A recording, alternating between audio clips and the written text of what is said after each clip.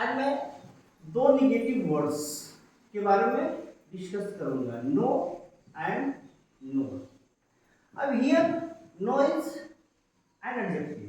क्या है? ये एडजेक्टिव है और ये क्या है? एडवर्ब है। क्या है? एडवर्ब है। अब यहाँ पे मुझे देखना है कि एडजेक्टिव किसे क्वालिफाई करता है, नाउन या प्रोनाउन को क्वालिफाई करता है। नाउन या प्रोनाउन को क्वालिफाई करता है ये निगेटिव और नो। नोट किसे क्वालिफाई करेगा? किसी वर्ब को क्वालिफाई करेगा, है कि नहीं? किसी एडजेक्टिव को क्वालिफाई करेगा, लेकिन करेगा। तो note where to use not and where to use no. No किस सेंस में यूज होगा, कहां होगा, कैसे होगा, नोट कहां यूज होगा, कैसे होगा, मैं उसके बारे में आज डिस्कस करने वाला हूं। ये क्या है? नो जो है सो किसी नाउन या प्रोनाउन को क्वालिफाई करता है।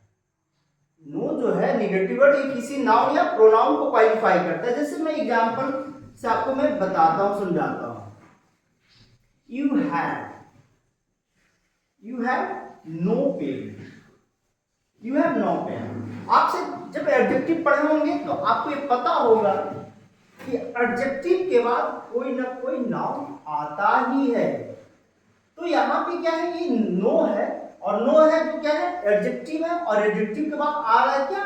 पेन। तो अब ये जाहिर सी बात है कि क्लियर हो गया होगा, अब सेटिस्फाइड हो गए होंगे कि नो जो है सो क्या है? एडजेक्टिव है। क्यों एडजेक्टिव है? क्योंकि नो के जस्ट तुरंत बाद, जस्ट आफ्टर क्या आ रहा है? पेन। तो कोई भी जो एडजेक्टिव होता है वो अपने बाद नाउन लेता है। अब यहाँ पे दूसरी एग्जांपल से मैं समझा रहा हूं। I have no car. मेरे पास कार नहीं है। तो यहाँ पे ये नो क्या है? एडजेक्टिव है, कार क्या है? नाउन है। तो जो एडजेक्टिव किसी नाउन को क्वालिफाई करता है वो क्या कहलाता है? एडजेक्टिव कहलाता है। और निगेटिव सेंस में क्या है? नो एडजेक्टिव है जो क्या कर रहा है? एक नाउन कार को क्वालिफाई कर रहा है। नेक्स्ट एग्जांपल में अब नोट पे चलता हूं। किसी एडजेक्टिव को या एडवर्ब को क्वालिफाई करता है। जैसे आई shall not, I shall not dance on the stage, on the stage. मैं मंच पर नहीं नाचूंगा, मैं मंच पर नहीं नाचूंगा। ये negative word note, that means adverb. ये जो एडवर्ब है किसे क्वालिफाई कर रहा है? डांस को क्वालिफाई कर रहा है। डांस को क्वालिफाई कर रहा है, इसलिए मैं किसी भी वर्ब के पहले क्या यूज करूंगा? नोट का यूज करूंगा। और यहां पे नोट क्या है? आपका एडवर्ब है। You are not singing, you are not singing. आप नहीं गा रहे हैं। तो यहां पे नोट किसे क्वालिफाई कर रहा है? आपको सिंगिंग, जो कि सिंगिंग क्या है? एक वर्ब है। सिंगिंग क्या है? एक वर्ब है। ठीक है।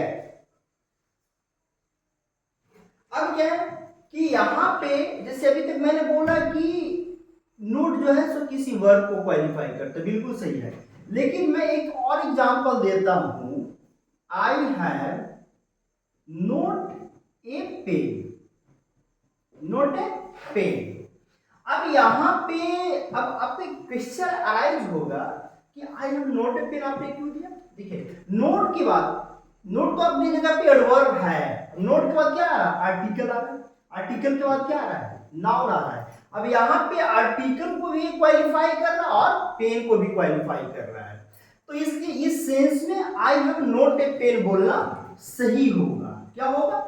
आई हैव नोट ए पेन बोलना सही होगा, क्योंकि यहां पे आपको ए पेन को क्वालिफाई कर रहा है।